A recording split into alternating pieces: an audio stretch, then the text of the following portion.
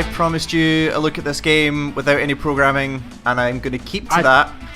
I hope so. I'm going to keep to that, but I do need to show this game off because it's really cool. So this is Exapunks. This is the new game from Zachtronics, makers of such games as SpaceChem, Infinifactory, Opus Magnum, TS100. Other work simulators. Shenzen I is the most recent one that I talked about a little bit in the podcast. I want to show this one off because it's very much one of those games, but it is for sure the best looking and best in terms of narrative stuff that they've ever done.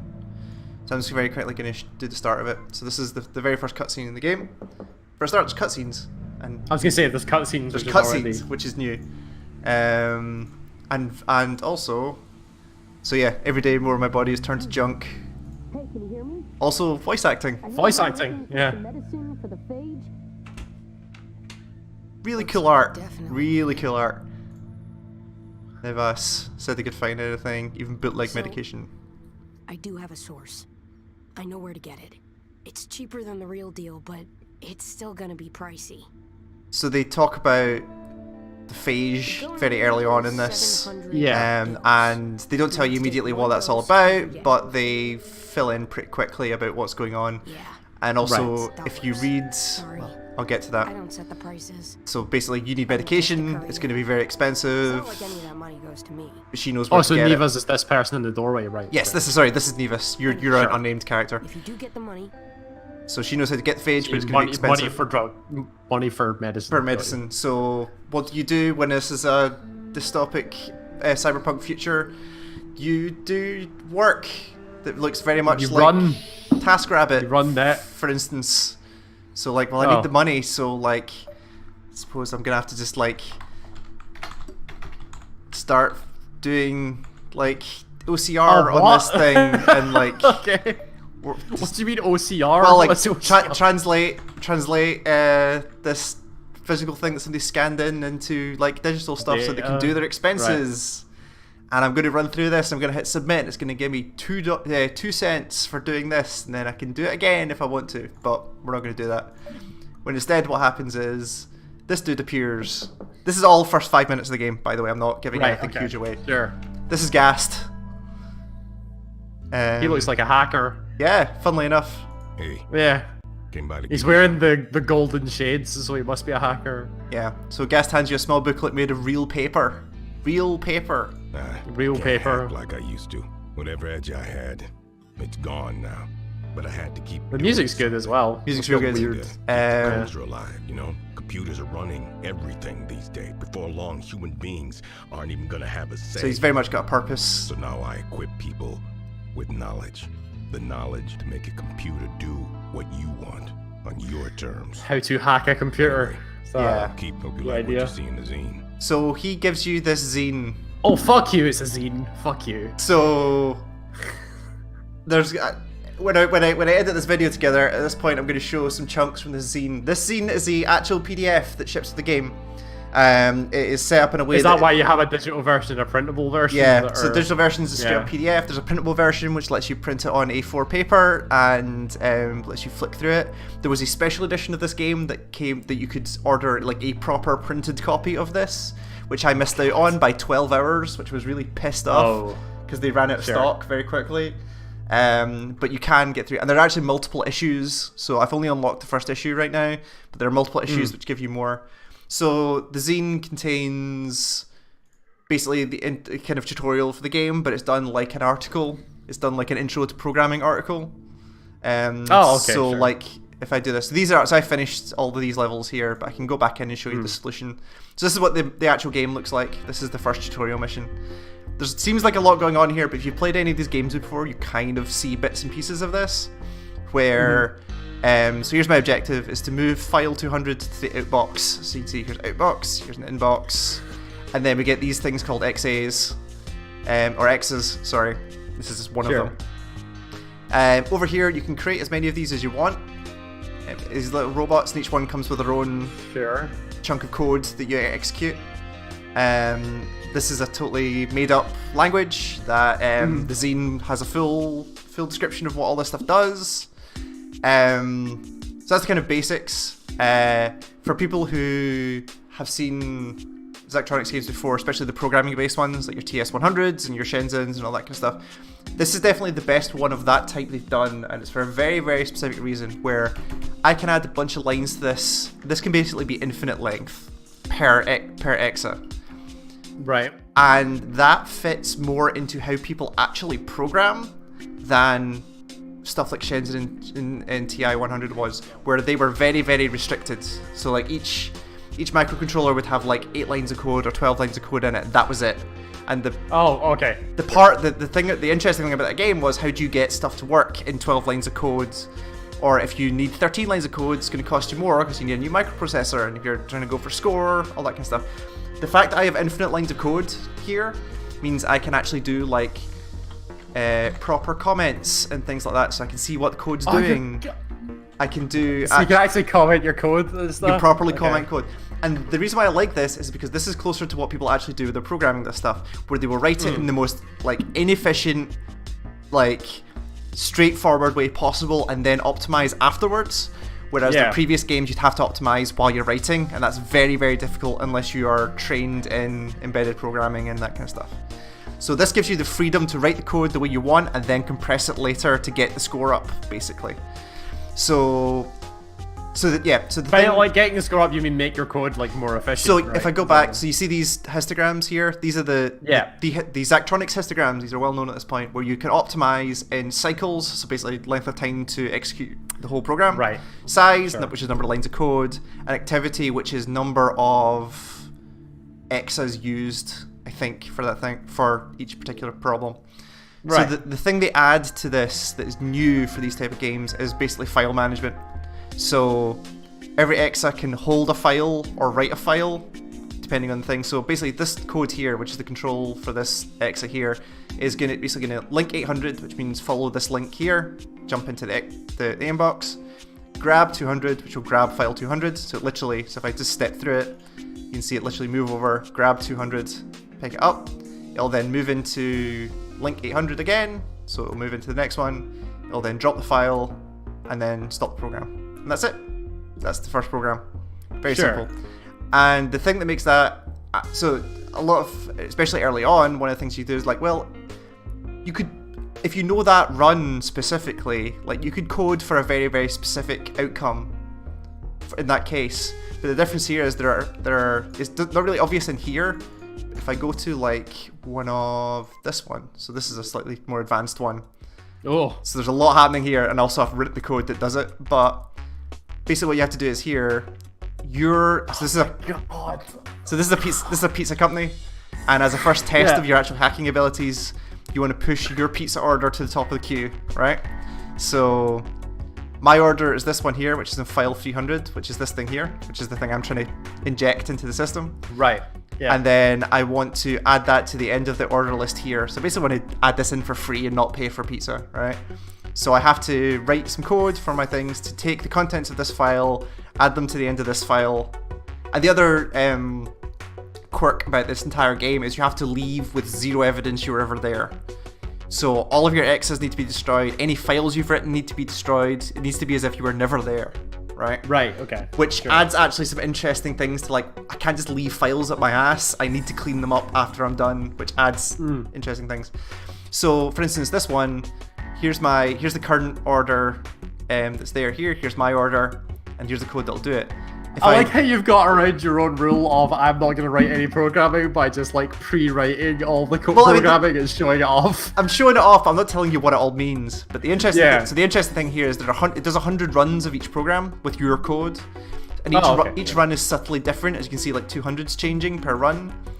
So what that means is you can't just code for a particular outcome. So you can see you here, have to have like robust coding. Yeah. So you can see this one has much more instructions than the previous one. So you can't just say jump to the last thing and do your stuff. Like it changes up, and that gets more and more complicated as it goes on, where it'll change like where files are, what stuff is contained in them, what you're looking for, that kind of stuff. So you need to be robust. So you end up with stuff like this. This is your first one where you're basically inject your order. And a lot of this stuff, so some of them like this one, no, where are we? So the Trash World News, the tutorial ones. So for instance, this one, right? This is one that is, I need to rewrite stuff that's on the sign. So this is an actual like street sign that's out there that I'm hacking. People have done this in real life. Totally. Really, like hack dot matrix signs So, or whatever. This is the first time I've seen this thing with a dot matrix sign. I have no idea how the sign works, but the zine has an article that somebody's written about. You definitely shouldn't do this, but if you ever wanted to hack one of these signs, then here's how you go about doing it. Sure. And it details like what the data format is for writing stuff, tells you what these registers do, all this kind of stuff. There's a whole bunch of detail in here about like the registers of each XA, how you send data between them, all that kind of stuff. But that's the fun of that, is actually figuring all that stuff out and coming to this realization. So if it's, I can just let this run and you can see it like churning through the code and writing the text that it's actually trying to write. And then it'll do the next one, which is a different length of string and all this kind of stuff. And so you have to have very, very specific, very, very robust code to deal with all these different types of stuff going on. So that's kind of the game. In terms of narrative stuff, you get these conversations here with this woman who may or may not be an actual AI. So you have conversations with her, and she just appears one time and says, "Hey, you got that zine? It's got a hacking tutorial. That's really weird, huh?" Sure. Yeah, that's.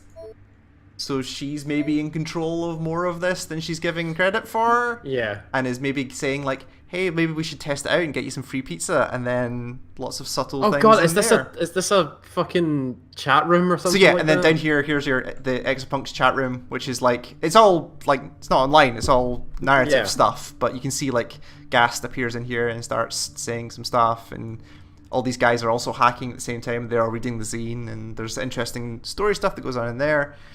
And then there's this one here, which again, this is very early on, but I've lost it. So this one? Yes, this one. So this is inside your arm. Oh, because what the phage is, and you get this from the zine, so I'm not spoiling anything. The phage is basically a disease where if you have implants already in a kind of cyberpunk way, implants start to take over the rest of your body and basically start to shut it down as a disease. Right. Okay. So what the AI is basically giving you here is like, hey, how about it's a coding virus on your cyberware that somehow affects your actual body. Yeah, it starts to replicate the machinery inside it. So your AI friend there is like, how about you start like, now that you have these skills, how about you reprogram your arm to make it work again? And this is you writing code to fix your arm, which is super fucking cool. So yeah, there's stuff like that in there as well. So I'm not too far in at the minute. This is maybe like, so these ones here are actual missions. So maybe like after tutorial, maybe like 2-3 Is that one missions that you're hacking UC Berkeley? Yeah. So if I go into this one, oh okay. This is another one that the zine does in a really interesting way. So this is the UC Berkeley long-term tape storage. So for data that's from years and years ago. Oh, right, okay. Actual physical data. Physical storage. data. Okay. And it doesn't tell you how these work, because all these files are locked. And also, if you look at the actual files, they don't make a lot of sense as to what's in here. So you look through the zine and it's like, here's the data format for old tape storage. And it's batshit insane, like a lot of old data formats are. So if you're searching for this string, you need to do some weird stuff, like go to the end of the file, find the string. The following numbers will tell you where to go in the actual data, read that data out, and get it back out the system as well. Fucking hell. It's nuts. Yeah. So there's a lot going on here. And again, like I say, as you jump the test runs, the length of the files change, what you're looking for changes. I will say very early on, as I am here, a lot of Russian starts appearing very quickly. So if I go to like... So yeah, I saw the string you were looking for contains Cyrillic characters. Yeah, so. And there's some other stuff like the... Oh no, not that one. There's another one in there that has a bunch of Russian in it as well. So that might be part of the story? Don't know. But it very much seems like this AI woman is training you up to do something specific, and I don't know what that is yet. Sure. Yeah, this thing is crazy, the amount of stuff you can do with it. It has Steam Workshop support as well, which is cool. So you can Is there like Is there like a free play mode where you can just like mess around and make shit, or does it I have haven't to be... seen that yet. I imagine that it might open up later, because considering what the Steam Workshop is people building their own levels, and there are there's details in the install folder for how you go about doing that. So that might be the actual thing. I will say the point where my brain broke was this one. Yeah, this one. Excuse me. So again, more Russian. But basically the whole point of this one is you need to write code that will find this robot, this Exa here that's already in the system, kill it and steal its file and get it back here. And as you can see, as you do the test runs, it moves about. So you need to make sure it's a robust search algorithm. And based on the way this is all split up, this is just a binary search tree. This is something I learned in uni. This specific setup of how you search for shit like this. This is a straight up computer science, but hidden as a video game. It's so cool. So what happens? So what this code will do here is it introduces the fact that you can create new Exas in code at runtime. So this REPL command will create a new Exa and run code that you've already written. So you can see if I step through this, it starts to spawn more creatures and do other stuff. So at one point I'd overflowed the entire system with Exas, just one in every space, because my code got out of hand.